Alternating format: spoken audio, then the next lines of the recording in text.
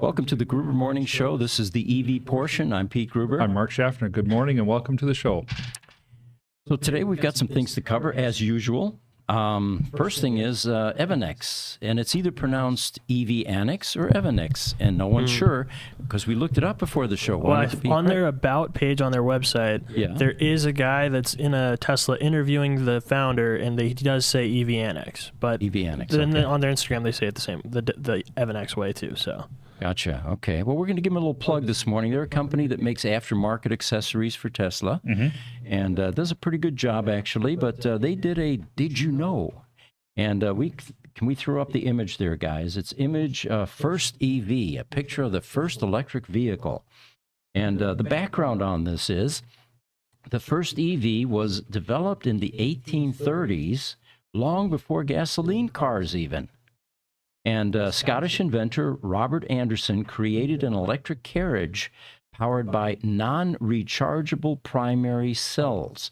That means that you're not going to be able to go to a charger, supercharger, and get a recharge. You got to change the batteries every time you come back from a grocery store trip or something. Yeah, the acid all burns out, and they got to refill them. Yeah.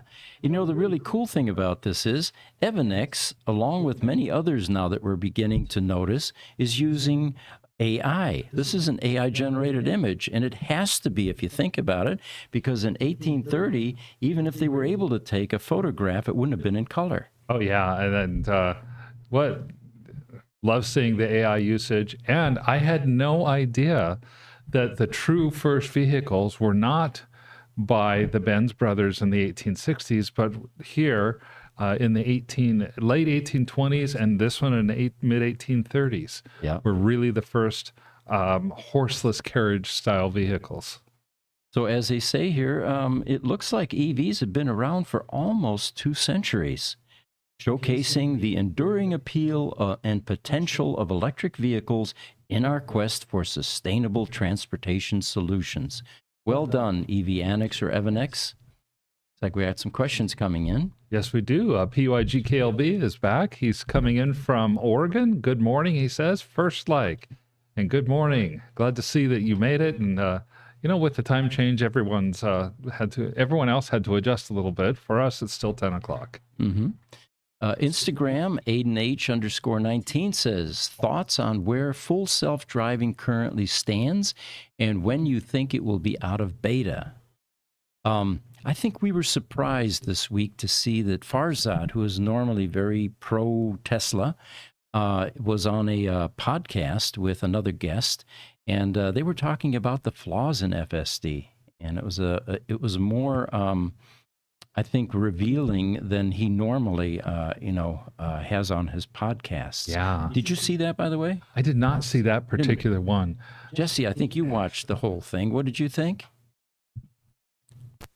Farzad, I did not. I watched the first 10 minutes maybe. It's a very long video. But he just had a guest on. I'm not sure who it was, but he was just talking pretty negatively about it. They were saying that they didn't feel it was as safe as even FSD 11. So the 12 is definitely very much still a beta, according to these people. Just so you guys are aware, though, this morning Elon tweeted out saying 12.3 is coming out, and it's so large and impactful of an update, it might as well be called version 13. Oh, really? So that's happening now, but from what I understand, a lot of people have the consensus that FSD is basically like a teenager that just got their driver's license, is what people are saying. Now, that's a scary concept. Oh, boy. There's an accident somewhere in that process. And I think about where full self-driving is going to need to go, and some of the roads that I've driven on in my life, forest trails, roads where I can't even hardly see the road because it's snowing outside, the road's white, the ditch is white, everything is dark, there's all kinds of snow in front of you. How do you drive or navigate that? This is one of the most ambitious and difficult tasks that I can imagine occurring in terms of automation. And of course, what increases the complexity is that we still have the crazy human drivers out there, which are going to make it unsafe for FSD. Absolutely. Absolutely. You know, that's the worst part about driving is everybody else. Yeah. All right. Instagram, Sanjay021996 says, hello. Thanks for joining us. Hi, Sanjay. And then YouTube, Nick Wright, FSD should always be in beta. Okay. There is a point to that, I think. That makes sense. All right, so we've got another image to pop up here, and this one is staying with the old EVs. This one is called... 100 years? Yeah, there it goes. You're talking about the Cybertruck one? Yeah, the Cybertruck next to the Model T. And the headline on this was, wow, what a difference 100 years makes. This is a 1924 Ford Model T depot hack and a 2024 Tesla Cybertruck. And then they say, imagine the next 100 years. Can't. It's hard to imagine. Yeah. It's, and I think you think back to 1924 and you go back 20 years from there, in 1904, when the very first Model A's were coming out, and think about all the changes that you saw in cars in that 20-year span, and they were dramatic. Yeah. Almost as dramatic as this change here. I can't even imagine to see what the cars are going to be like in another 100 years. I mean, even projecting out 100 years on a linear scale is almost impossible, but we're on an exponential curve right now. And the changes will be unimaginable, I guess is the right word. Probably is. I have a feeling that in 100 years, there is as much chance that there will be no car ownership, because all cars will be self-driving and owned by some sort of conglomerate, and you always pick up whatever ride you need wherever you need it. And that would mean that all of the style choices and everything like that go away. You don't need them anymore. And for safety reasons, you will not be given the controls of anything that deadly and heavy and massive and, that affects a lot of other people. Exactly. On YouTube, PYGKLB says, interestingly, Bradford Ferguson has been driving a Teslatubers around in his FSD 12 car to plaudits. Okay. YouTube, Highlander. Hey, gang. It's a 2 for Tuesday. Here at the Gruber Companies, 2 live podcasts in the same 2 hours. Hit that like button, y'all. I never thought of it that way, but yeah, it's a twofer. Yes, it is. Thank you, Highlander. And like you always like to say, kindness is always free. YouTube Exploration. Hello from Starbase. Starship is only 2 days away. I know there's a bunch of you guys living out there, influencers, and they have made it life's mission to report consistently from that location. That's very cool. On YouTube, Randolph Schnack says, neat picture of the T versus Tesla. By the way, for those of you on Instagram, or if you're seeing green screen, it's just because we haven't gotten the Instagram fix yet. You can see the full featured program, including the images that were popping up periodically on either YouTube, not Instagram, LinkedIn, YouTube, Twitter, it just goes on and on. Yes, it's on TikTok, but YouTube is our main channel. And for those that are on those channels, everything but Instagram, they can see a picture of a Cybertruck in the background today. So another news item, the power for Tesla Giga Berlin Brandenburg, Grünheit as they call it, has been restored. If you remember last week, there was breaking news that there was a terrorist group called the Vulcan Group, which is an anti-Tesla entity, apparently, that blew up a transformer. Well, we've got a little bit more detail about what this was. It was actually a 110,000 volt substation, which is usually pretty substantial. Real quick, guys, we're getting reports of feedback. Can you check your power cords? Just make sure we're not touching any mic cables. Okay. Thank you. I am far away. All right. So, the kill power to not only the Gigafactory, but a few thousand households in that district, and some of the other industrial sites that were near or being fed by that substation. Even hospitals and medical operations in the area were adversely affected, they say. So the repairs have been completed faster than they thought they would. E.DIS apparently is the utility there. And everybody is grateful that they got things back up and running 9 p.m. Monday evening this week. They say that that full operation at Giga Berlin has not completely resumed yet, but at least people are coming back to work and they're able to get cars out. Now, I thought at this point I would read you the German version of that, and just to see if I can practice my German before I go to the Tesla Takeover in Austria in May. We're going to talk about that here in a while. Come on, B, you mean you're not fluent? No. Well, you tell me after I read this. Gigafactory wiederhergestellt. Nun laufen unter allen Sicherheitsvorkehrungen die Maßnahmen zum Wiederanlauf auf Hochtouren. Es wird sich noch einige Zeit dauern, bis wir die Produktion wieder vollumfänglich aufgenommen haben, aber der wichtigste Schritt ist getan. Power on. They threw a little English in there. Yes. The rest of that, vielen Dank, many thanks, DIS, the power utility there, für die schnelle Wiederinbetriebnahme und allen Beteiligten und vor allem unser Mitarbeiter für die Unterstützung in den letzten Tagen. Sounds pretty German to me. And you know, I've got to be rusty, but it just seems to me that I'm more comfortable, I guess, with English. It flows a lot easier. There's a whole lot of choppiness in that text that I just read, and you really have to work with your tongue and your vocal cords, I guess, to get all this out. It totally makes sense. It reminds me of my father in the Peace Corps in the 1960s. Went to Morocco, had a 3-month French immersion. He went from non-speaking to French only in 3 months' time, spent 2 years in Morocco. When he came back to the States, because he was 100% speaking French in Morocco, actually had to relearn some English phrases. Amazing, isn't it? It is. And so I can totally understand. You grew up a good portion of your childhood in Germany, and yet it would be difficult to get the pronunciations and reading right. So, when we go back, and we used to before COVID every couple of years or so, and we would usually stay 3 to 4 weeks, there was a shift that occurs while you're there, speaking mostly German, you begin to think in German.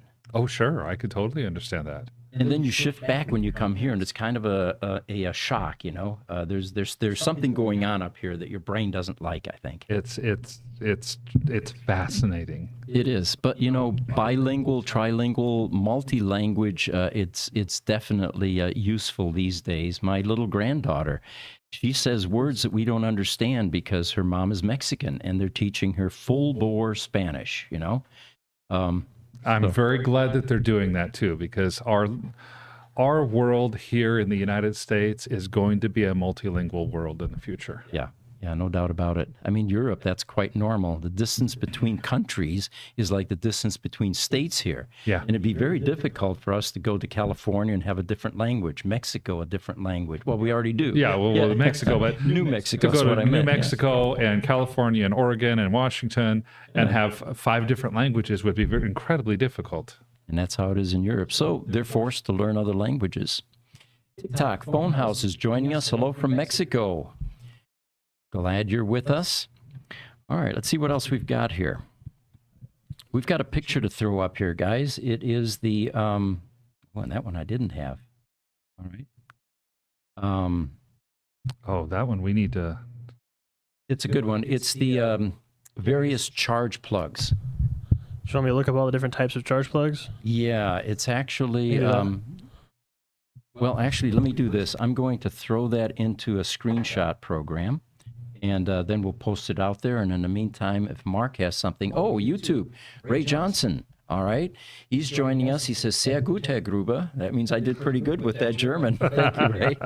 Good. I'm also learning German, so I read it and I was like, "Hey, I know what that says." Hey, I've got that screenshot coming up just momentarily here. Okay, perfect. What we're going to throw up here is it's the first decent chart I saw of all of the charging standards around the world, at least the most notable ones. And it's amazing how many there are and how simple the NACS standard is and why people are going to it. Mm-hmm. It's out there now, Jesse. Perfect. Thank you, Mark. You bet. So the first of all, you can see that the J1772 standard is up at the top, and that's North America, and that's very popular still. Then there's a Japanese standard, which is also J1772. So it looks like both of those countries adopted that standard. Yeah, they at some seem to point. both have the same standard. Then, of course, you have EU, and they always like to add some things or make it a bit more complicated. And we've got the EU Mennekes Type 2 standard, which has, as you notice, more pins. Why would that be? I was wondering that and wondered if you would know. I don't, but if I had to guess, it has to do with safety, I'm sure. Instead of just a single interlock, they probably want a double fail-safe. Okay. You know, something that makes it even safer. And so anyway, China, you've got the GBT, and that one looks a bit different too. To the far right there, you can see the NACS standard, and of course, that's the emerging a universal standard now. All markets, they say, except EU at this point. Yeah. Now, if we go down to the DC charging standards, now you can see that it adds a layer of complexity because some of these standards can't accommodate both types, DC and AC charging. So with the CCS1, you've got the DC down below, two big, thick, heavy, high current type connections, and then you've got the J1772 above that. Then you've got CHAdeMO, which was a Japanese standard, it turns out, which was 100% DC. Then you've got the CCS2, which is the EU standard, which has, as you can see, the Mennekes plug up above, and then the DC portion down below. And the most confusing to me was the GBT DC standard, which looks like it's a combination of the AC plus DC. It really does. And less people not understand on like the CHAdeMO. My Kia Soul EV had a CHAdeMO plug, and the CHAdeMO plugs are about 4 inches around. Okay, They're massive, huge. This standard here makes it look like the CCS is considerably larger than it, or that it's close to the J1772. It's not. The J1772 is an inch and a half or so. The the CCS1 is, it's tall, but it's the same thing. The CHAdeMO you could put a CCS1 plug inside a CHAdeMO plug. So we're just so pleased that there is finally an emerging standard that is being adopted, rapidly by the majority of the car manufacturers. Yeah.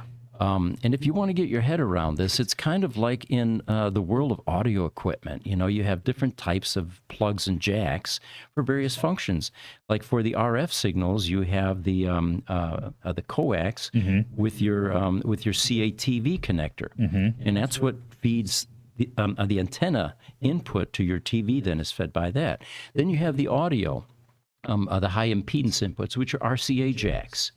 Or you may have, these 1/4-inch jacks, but there aren't dozens of different variations, which means that the manufacturers now can build to one standard, and basically one size fits all. Makes it much easier. It does make it much easier. I have heard in multiple cases the main advantage of the NACS standard with Tesla is simply that it's easy to handle. It's very easy to just pick it up with one hand. It's what is about 1.5 inches, a very simple to plug in and unplug type of a connector. Even the CCS, which is so tall and so wide, so 4 inches tall and 2.5 wide, can be kind of unwieldy to try to plug into a car. Oh, sure. And then you have, of course, the power cable that feeds it, which is oftentimes the size of a garden hose, filled not with water, but with copper, which adds weight. Well, that gets very cumbersome. The other thing that I found interesting, by the way, this chart was supplied by a Chinese manufacturer of sockets and plugs, but they don't call them plugs. They call them charging guns. And I thought, well, that's kind of appropriate if you think about it. Yeah, kind of is. Yeah. It's a company called Evoyage, Evoyage, and they are in the business of making a lot of these sockets and charging guns. So we're very pleased that they are standardizing. By the way, for the the auction that we just went to, or that we bid on product, we're picking up our product today. We've been talking about this. Solo, also known as the parent company, Electromechanica, has shut down their 235,000 square foot production facility here in East Mesa. And as a result, a lot of product is for sale, and we've been buying a lot of it. I ended up buying some charge cables, by the way. They're the J1772 style. Okay. And we're going to need a lot of them for our EV storage facility with adapters for the Tesla Roadsters. So we'll be putting CAN Juniors on these cables. Yes. And the end result will be that we'll have a lot of charging capability with those. YouTube, Marco German says, more pins in EU is for 3-phase. Okay, you're right. Here we have split phase for those charge cables. Sure. And you have that third phase that you have to contend with. So in the EU, their electricity comes in as a 3-phase signal instead of a split-phase signal then? Apparently for the higher current. In the homes, they still have split phase. Or actually, it's just one phase because it's 230 volts. They don't have 120. Oh, okay. Okay, yeah. But the commercial is usually 3-phase in a variety of countries because you have all of that extra energy being consumed. And it makes it easier splitting that across 3 phases rather than trying to feed it all through one phase with a neutral. Sure. And then Highlander, he says, go Team Cass. Don't forget to put the sunglasses thing out there. So, Cass. That was your cue, Cass. Are you ready? I mean, I guess I'm ready. So Here's the case. let's see. The sun is coming up a lot more now in the morning. So I have to start taking out my sunglasses. But where do I keep my sunglasses once I've made it to work? I keep them in this handy dandy little sunglass case. That was pretty good, Cass. What else is it? I mean, it's nice. It's leather. It's very soft. It does not scratch your sunglasses at all. It's got our little logo on it. You could even have your favorite like VIN number on it from your favorite Roadster. Mm-hmm. Yeah, we can customize these. That's right. Yeah. Talk about that enough. Yeah. Thank you, Highlander, for reminding us that it was commercial time. We'll eventually be doing product placement if someone will pay us to put a Coke can there or something. That's right. Liquid Death. Yeah. TikTok, Little T says, hello, Pete. How are you doing? I'm doing well. Thank you, Little T. All right. So another item. Tesla launches a program offering early deliveries for the Foundation Series Cybertruck to qualified Tesla shareholders in the United States and Canada. And this is an offer designed specifically for verified Tesla shareholders who have held their stock in the electric vehicle maker for a significant amount of time. Doesn't say how much time, does it? I do have information on that. I actually went to the Tesla site and looked up what specifically are the requirements for this. First, you have to have a Cybertruck reservation and have not received your Cybertruck yet. Or if you have multiple reservations, have not received any Cybertruck yet. And your reservation has to have been made prior to March 1st of 2024. You have to own at least 500 shares of stock as of February 29th of 2024. You have to have owned shares of Tesla stock since at least February 28th of 2021, so 3 years. 3 years, okay, all right. And finally, the stock that you owned in 2021, you cannot have sold off more than half of it. Okay, so it kicks out the day traders immediately. It kicks out the day traders, and basically what they're saying is your minimum is 500 shares, and if you have sold Tesla stock, then you cannot have sold more than half of your interest in Tesla in the last 3 years. If you do that, you're going to be able to get a Foundation Series Cybertruck. Mm-hmm. So now Foundation Series is different than your typical Cybertruck. The Foundation Series it's more cosmetic than anything. Is it like the signature status in that it was a certain number built, limited edition, That's serialized? Right. Okay. There's going to be about 1,000 of them. It's going to have a white interior. It's going to have a name, a signature plaque on it that says that it's a Foundation series. And there are a few other little tidbits. Probably the biggest one that might be actually worthwhile is the whole idea of the vehicle to home charging. That it gets included. They contact people who want Foundation Series Cybertrucks and say, okay, do you have the capability of doing this? Let's figure out how to set it up. Let's get the quotes, and they'll actually set up your vehicle to home charging so that you can have that backup charging off your Cybertruck if your power goes out at your house. Interesting. You know, we were all cheering on Sandy Munro, who landed finally a Cybertruck that he could tear down. And we thought, wow, it's, he's pretty impressive. He actually got one. Well, found out this morning, Jesse was saying that he now has 2 of them. Yeah, 2. Wow. Were there any details, Jesse, as to how that second one appeared, or was that just because he bought 2 of them? And Yeah, he bought them. He bought one to tear down and one for personal use. Amazing. Sandy, our hats off to you. We're looking forward to your analysis and your deep dive into that ubiquitous and strange vehicle that has taken over transportation. Yeah. And speaking of ubiquitous, they are starting to appear out in the wild, as it were. I saw one this last weekend. I even saw my first picture of a Cyberbully truck. Really? Let's bring that up. It's called Cyberbully. And right after that entertaining picture, we'll talk about a Motortrend article where they give a sobering analysis. So that is a Cyberbully truck. Okay.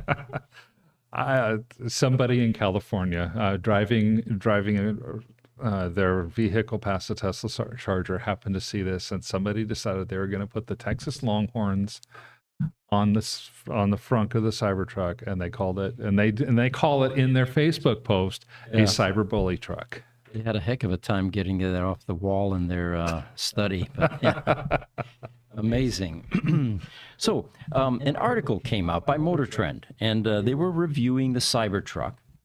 And I looked at the article, and my God, it was a mile long. I mean, literally, it would have taken me an hour or 2 to decrypt all of that. So I thought, oh, wait, we've got AI. So I fed all of that mile-long narrative and text into ChatGPT-4, and it did a perfect job of giving me bullet points. So I'm going to share with you what the Motortrend article says about the Cybertruck, and we'll start with the pros first, although there are far fewer pros than there are cons. The first one is decent truck overall. Good general statement, all right? 2, attracts a lot of attention. Now, there's an understatement if you've ever... Oh, my gosh, yes. The feedback we're getting is that, in fact, a friend of mine, Brenda Pretty, let me talk about that. Can we bring up Brenda's post? Brenda is a well-known auto enthusiast here in Arizona. I've known her for 15, 20 years. She shows up at all the car events. She actually used to go out to the proving grounds and take spy pictures of the cars that they were testing. Oh, yes, okay. And she was treated none too kindly oftentimes by pseudo security that would come out into these far, out in the country type places and ask her to leave. And she'd point out, I'm on public property. You have no jurisdiction here, and I've got a telephoto lens I'm taking pictures with. But anyway, Brenda frequents all of the car events, and I was so pleased to see her post this. This is the Laguna Blue Cybertruck owned by Dr. Larson here locally, Jay Larson. And she must have seen this at a car event within the last few days because she posted some of her pictures of this truck. And she has an eye for photography. She is definitely one of the foremost photographers in the state of Arizona. So Brenda, thanks for sharing that with us. That is the same color of Cybertruck as the one that visited us at Gruber Motors. That is the truck. And that is the truck, right? Oh, yeah. I'm sure because, it's the only one in Arizona by that color. And this is an Arizona car event, which is where Brenda... It had to have been the same truck then. Yeah, frequents. All right. So getting back to the Motortrend article, the second one was attracts a lot of attention. Yeah, definitely. And then the third one, drives and charges like other Teslas. Okay. All right. So from here we go into the cons. Design compromises functionality. a broad term, but Now, what does that mean exactly? it sounds good though, right? Yeah, I guess. All right, here's one that might be a little bit, you can relate a little bit more. Overly minimalistic interior. I think of that, and to me, that's an opinion. Opinion, yeah. One person is going to say it's an overly minimalistic interior because you have 2 seats and a steering wheel and a screen, and that's it. Somebody else is going to say, "Oh, I love the clean lines and everything clean and It's so uncluttered. Spartan and uncluttered in the cab." Yeah. Falls short of the hype.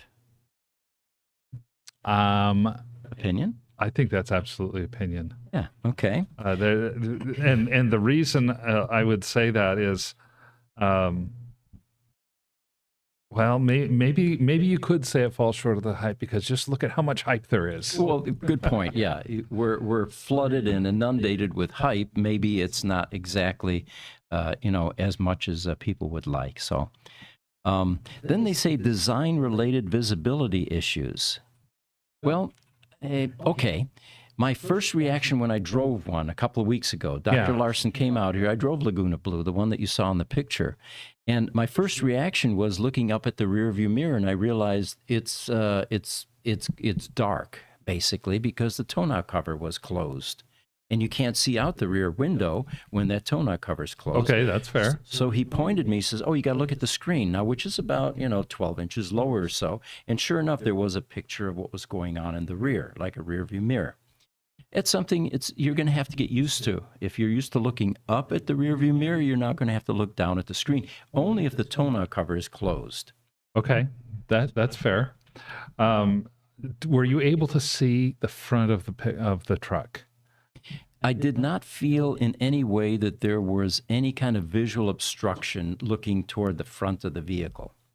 Now, if I had spent more time with it, I probably could have done a more in-depth analysis, but all I did was I drove it a couple of miles, did a U-turn, which the U-turn was cool, by the way. I should probably talk about that. I've got my own personal racetrack up here by Gruber Motor Company. It's Deer Valley Road. It's safe. There's no side axis. You can see a mile down the road, and there's a median, so if no one's going to come charging into you from the other side. So it's pretty safe. But anyway, I get to the end of Deer Valley Road, 7th Street. Now I've got to make a U-turn, and usually, even in a Tesla Roadster, you've got to swing out a bit in order to make that turn. Yeah. Right. With the Cybertruck, I started to swing out, and I realized that's fairly easy because both the rear and front wheels actually turn. Yes. And then I've got this yoke wheel, and I did a quarter turn. I thought, oh, I'm not going to make it. And suddenly I realized this truck is turning on a dime, and I had plenty of room to spare. So with that steering mechanism in place, the steer-by-wire, by the way, and its sensitivity, it did a U-turn like no car I've ever driven. Pretty amazing. That's pretty cool. And I went ahead and read a little bit on the Cybertruck Owners Forum. There is a new forum out there for that. Some people are saying, yeah, it's kind of hard to see out of. Other people are saying, once you get used to it, you're sitting high, it's a pickup truck, and you can see. And it has the same well-known good visibility lines that any other pickup truck would have. Plus, you've got this windshield that's feels like it's 17 feet tall. Yeah. And so you have forever to see in front of you and no obstructions or anything like that. So other people were saying the visibility is great. Hey, Pete. Yeah. So just to clarify on the rear view mirror, is it just a mirror? There's no video, like a display inside the mirror? There is both. There's the traditional type mirror, mechanical type mirror, and then there's the screen down below it. The mirror itself is just a mirror, though. Yeah, the mirror itself is just a mirror. It doesn't have a video. Yeah, So, some mirrors have a little video I see display what you're in the saying. corner of the mirror itself. so like Corvettes, you can actually see a video you're display of the mirror. There's no mirror there. It's just a video display. I'm surprised the Cybertruck wouldn't have that option of either the mirror or a video playing actually inside there. It may very well have all of that, except I was overwhelmed in the 10 minutes or so I spent in the truck trying to get used to it. The other thing that was remarkable, was just completely remarkable was I'm used to driving this street. I'm very familiar because I've been up here 40 years, right? I know every nook, cranny, crack, pothole, all of that. This thing was as smooth as a Cadillac driving down the street. But it felt very substantial. It felt like a military vehicle or a construction vehicle until you tried to do something like turn a little bit, and then you realize it was nimble, but yet heavy. Just heavy feeling. It wasn't like my Tesla Roadsters, which kind of bounce and you get a little off steer and all that, right? This thing was just tracking solid. Yeah, that to me is going to be one of the things that makes this vehicle unique. I guess unique is a misnomer a little bit because there are other EV pickups out there. There's the Ford and the Lightning and the Rivian R1T, but any of that class of pickup is going to feel so different than a normal pickup truck because you've got a big, heavy vehicle that drives like a sports car. Right. Good point. Yes. Yeah. So the question TikTok does says, is the steering electric or hydraulic? It's a steer by wire, which would be electric then basically in that description. Yeah, there is no mechanical linkage that you can feel anymore. And the steer-by-wire technology really isn't new. It was incorporated into airplanes some time ago. Mm-hmm. So continuing here, the difficult to reach cargo in bed due to design. I'm not sure what they mean by that. I was thinking about that, and Chevy came out with their Avalanche, and Honda had come out with its Ridgeline a few years back, that both have the elevated side like you see on the back of the Cybertruck.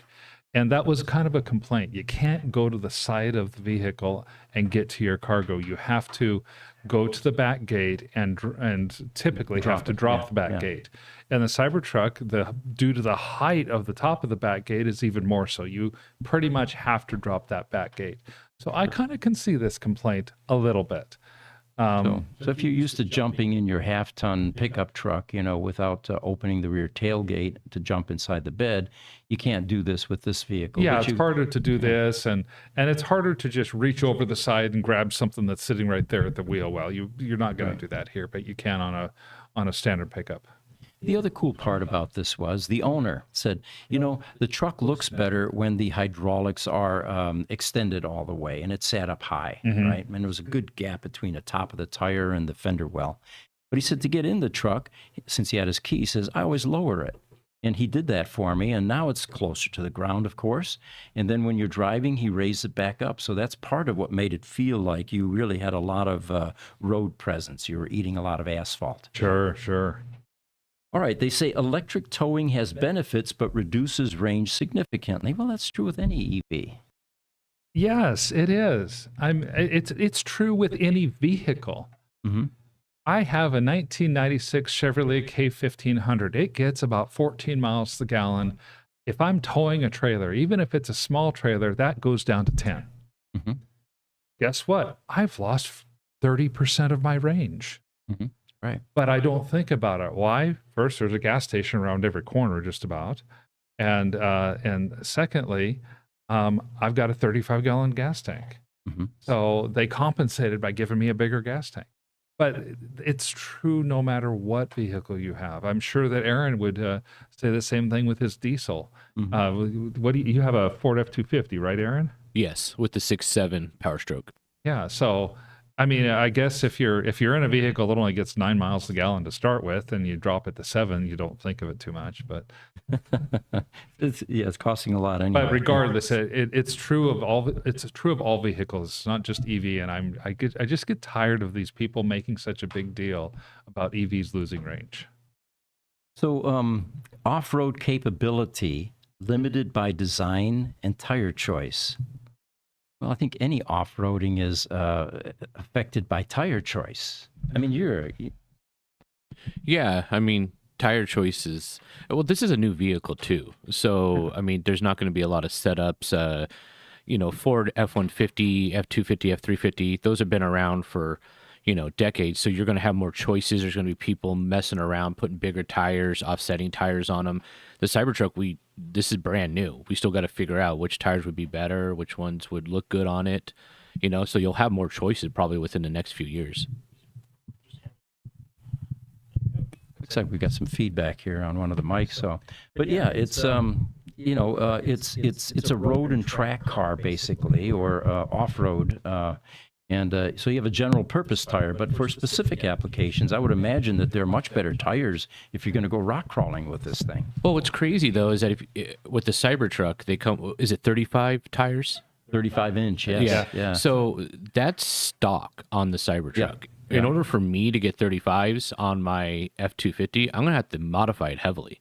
Really? So if I buy this brand new, say if I buy an F-250 brand new for $70,000 and I want to put 35s on there, I'm going to have to redo half the suspension on it, plus buy the tires. So now I'm looking at what, 10, 15K? Something ridiculous to spend, if I want to do it right and have good quality components on there, where Cybertruck comes stock with this. Yeah. Yeah, that's true. It's in a suspension and clutch and good Mickey Thompson tires that are 35s are going to cost you $1,000 a tire. Yeah. So then they say handling and stopping performance could be better with different tires. I think that somebody here was just assigned to find some flaws with the Cybertruck, and they did a pretty good job, I think. Yeah. Sounds like somebody who's never driven a truck before. That's right. Quite possibly. Yeah, there you go. Good point. Then they say interior and control design prioritize aesthetics over function. Opinion? Oh, absolutely opinion in my mind. At the same time, I think the person who wrote this article was looking at the Cybertruck as a construction utility truck. More than as a status symbol type truck. And I would bet that almost everybody who has a Cybertruck right now has it because of the status symbol that it is. They at some level, they like that people stop at the mall and pull out their phones and take pictures of their truck while it's parked in the parking lot. This has been the best thing for extroverts since sliced bread. Absolutely. I mean, you have to be an extrovert in order to drive one of these, because you can't get away without a conversation. Even going through a drive-through at the hamburger place, Jay was telling us, they not only stopped him, but they all flooded out of the facility and took pictures with the truck, shutting down their operation temporarily, basically. Oh, man. These things are celebrity. These are celebrity vehicles. Yes. All right, and then finally they say exterior build quality issues with panel alignment and gaps. That is more likely fact than opinion. We've even seen the past, there were some delays on the production and rollout of the Cybertruck for this very reason. And Elon Musk had that infamous tweet or famous tweet about 10 microns being the maximum allowable variation on these gaps. All right, Facebook, Natur Chetri says, hey, boss, why can't we see solar charger vehicles after a long time? The Aptera is an intriguing design in that it is a EV headed for production status that actually has a roof coated with solar panels. The Fiskars, some of the Fiskars cars also had this, but I'm not sure where they are these days. I'm not sure where they are on those. I actually did see an article this last week, too, about somebody who put a modification onto his Model Y. Basically, a roof rack, for lack of a better way of saying it, with solar panels, and allowed him to charge and get about 20 miles a day. Yeah. I think Jesse's going to switch out your microphone. All right, Facebook. Mandel Gima T says, does the Cybertruck have collision sensors?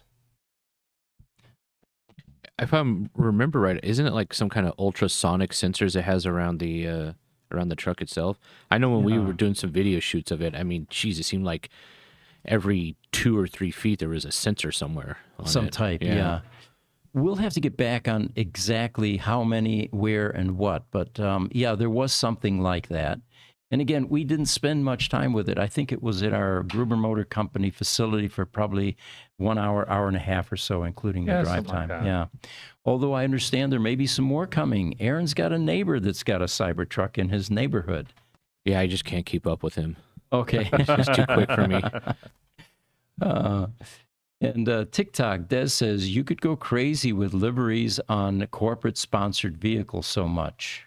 Oh, sure. I could see something like that totally.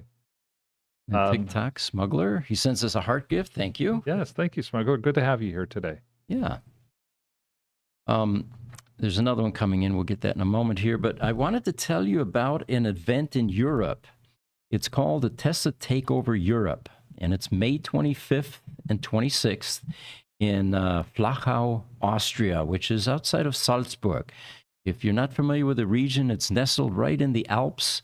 It was where they filmed the movie The Sound of Music, and it is definitely a scenic place, especially that time of year, which is their early summer. And there will be this time around up to 1,000 Teslas expected to be there. This Tesla Takeover event, by the way, started 3 years ago, and it started in the United States. And I'm trying to look it up here. Come to me in a second here. It was, there we go. The first Tesla Takeover event took place 3 years ago in California. After 3 extremely successful editions in North America, it is now debuting in Europe for the first time. These guys, the Austrian Tesla Club, actually did something last year. It was in Hallstatt, Austria, which is a beautiful village that's nestled on a shore by an alpine lake with the Alps behind it. And in the town square, they had a number of Teslas, only about 20 or so, maybe 30. And there will be Tesla Roadsters, by the way, included in this mix of 1,000 cars. There are already some of our customers in Europe that are talking about being there and looking forward to meeting me because I will be there. It just turns out coincidentally, we were visiting my brother in Rosenheim, which is just across the border between Austria and Germany in Bavaria, Germany. And it's so close. I'm going to be there, and I'm going to be joining this group that is going to be there May 25th and 26th. The Tesla Takeover. There will be other influencers there as well. I understand Bearded Tesla may be there. I have yet to get a hold of Sandy to figure out if he's going to be there. And it'll be a fun time. The Tesla people are a good community. They're a great crowd.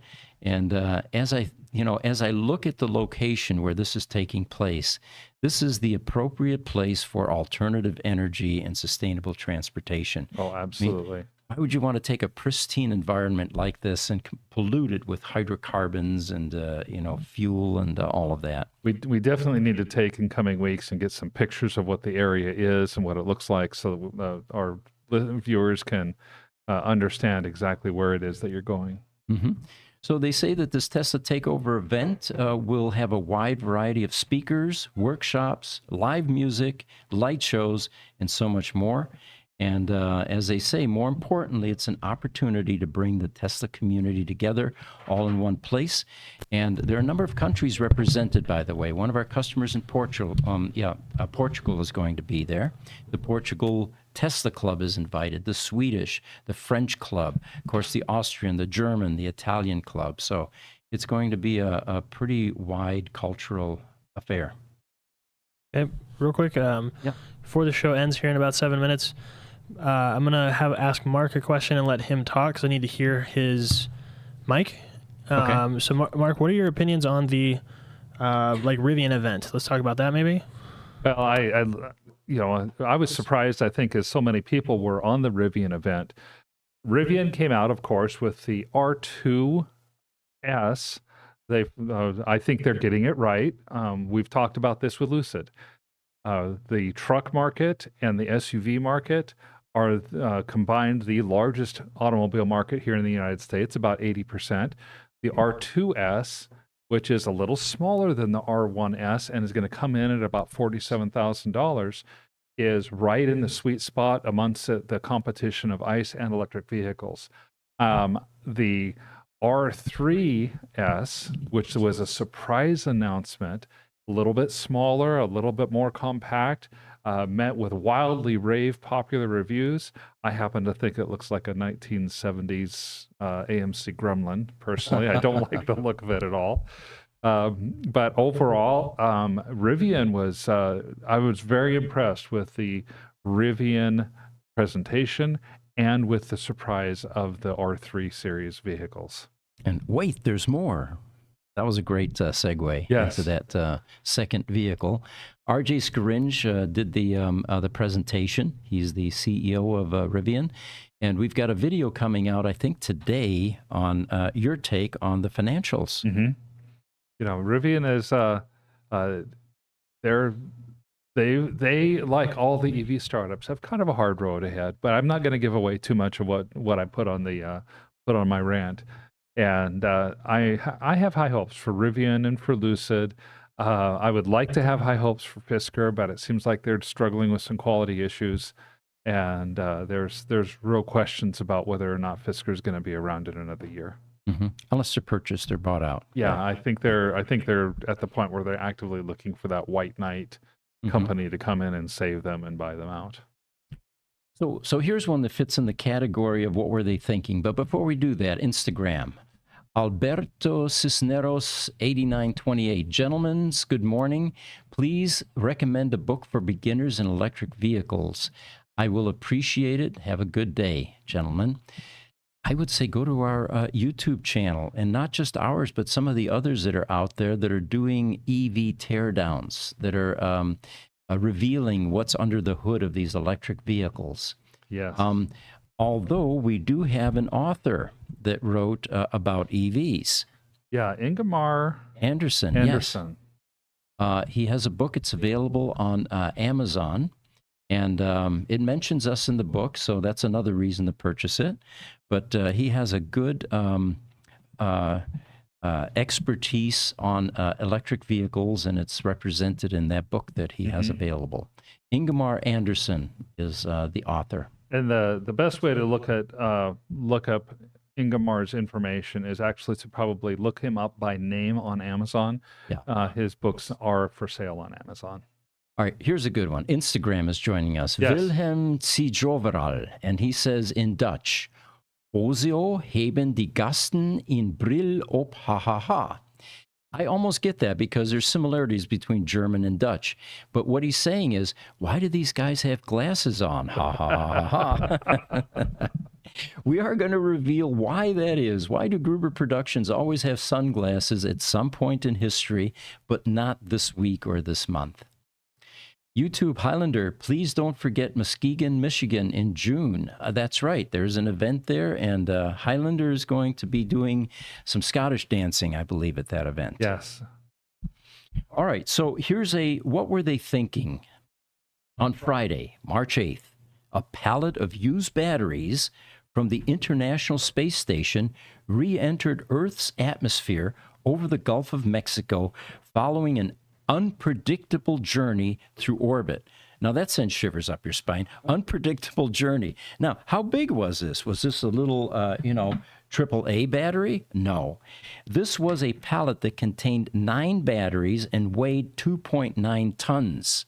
We're talking about 3 tons of batteries. That's like 3 Tesla Roadster batteries, 1,000 pounds yeah. each. Or no, more than that, because it would be 6 of those at 3 tons, 2,000 pounds per ton. Yeah. Right? It had been tossed out by the Canadarm2 robotic arm in March of 2021 and has since been tumbling towards Earth in an uncontrolled reentry. Another one that sent shivers up my spine. Oh my gosh, yes. They say the chaotic fall through orbit finally came to an end last week when the cargo pallet re-entered on March 8th. So it's already happened. So if we're still alive, Yes. we're okay. We're okay. Right? We're okay.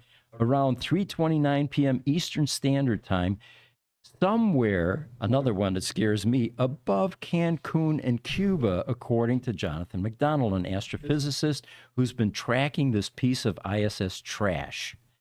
Now, here's another sobering statistic. A couple of minutes later for re-entry, and it would have reached Fort Myers, Florida. Yeah, this is just craziness. I read something from Popular Mechanics.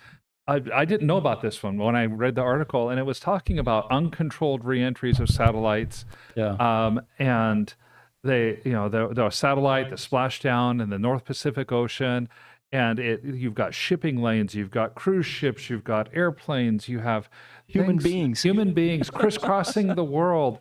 Hiking. At some point in our future, one of these uncontrolled reentries is going to hit a population center and kill people. Yeah. And I think it's just ridiculous.